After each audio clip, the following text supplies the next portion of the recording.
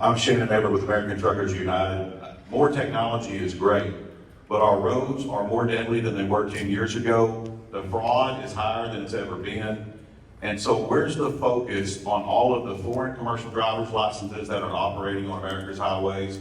Where's the focus on all the non-domiciled commercial licenses that are being issued to non-citizens now that are operating all over America's highways? Where's the focus on English proficiency for commercial drivers? We believe that all of those issues are being overlooked and are a significant driver of the increased fatalities and accidents that we're seeing on America's highways and the increased fraud. And we would like to see a meeting here that's more focused on the common sense issues, not just the technology. I'm not saying technology is not good, but there's a common sense focus here that we're overlooking that needs to be immediately addressed by this organization. Y'all are responsible. I noticed when you were presenting about the new technology, and thank you for bringing up all the different languages, but it also said that you were only able to validate the identities of people in the United States and our territories. What about the guys from Ethiopia?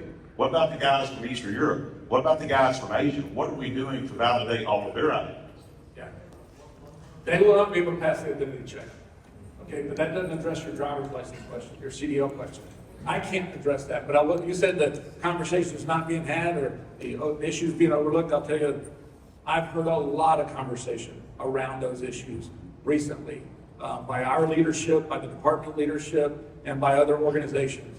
I can't address it directly, but I'll tell you that conversation is happening. And I think it will be addressed. American Truckers United, ATU out of Arkansas. This is Harvey Beach. Tell them about it. Hey everybody, American Truckers United. We're in Little Rock, Arkansas. We're founded by a couple old country trucking people. I've been trucking my whole life. My family's been in it for 43 years.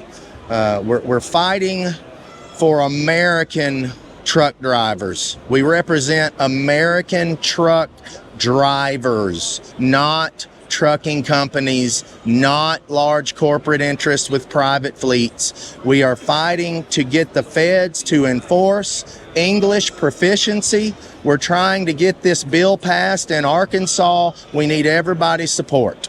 You know, I know my whole career there's been a lot of talk about how American truckers you need to unite. We need to stop the trucks for 3 days and all of those things. And there is no voice out here for American truck drivers. And that is what we are going to serve. We are going to scream from the rooftop until we either win this fight or die.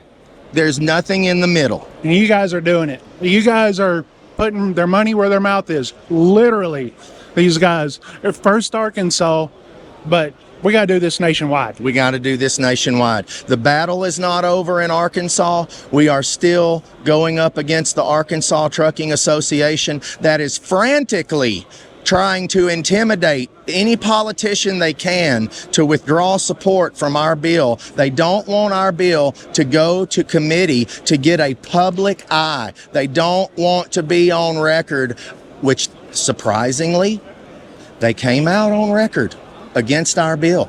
And their comment was that they work on meaningful issues. They work on meaningful issues, which means the issues that we are addressing must not be meaningful to them. I don't understand it, but we need everybody's support. Everybody, please, we need your help. If you don't do anything but say a prayer for us as we fight against the evil in large corporations and old, stale politics. OIDA, and you know what? There's been a whole lot in Washington for a long time that has gotten stale and maybe not been very effective, okay? But OIDA has taken up this message. They have seen our data. They have taken up this message. Just yesterday, thank God for Huey Pugh, He sat in front of a congressional transportation committee and he told them that they needed to do something about non-domiciled CDLs and they needed to do something about English proficiency. So we are glad that they have helped and they have taken up this banner, and we hope that they will continue to champion this message on behalf of Americans, working class Americans that have been in the trucking industry for decades. Our way of life is being taken from us, and we need macro regulatory intervention. So thank you, OIDA, for taking up this message. AmericanTruckers.com. We're on Twitter at ATU Truckers with an S. We're on Facebook, American Truckers United. I think our phone number's out there on our website somewhere.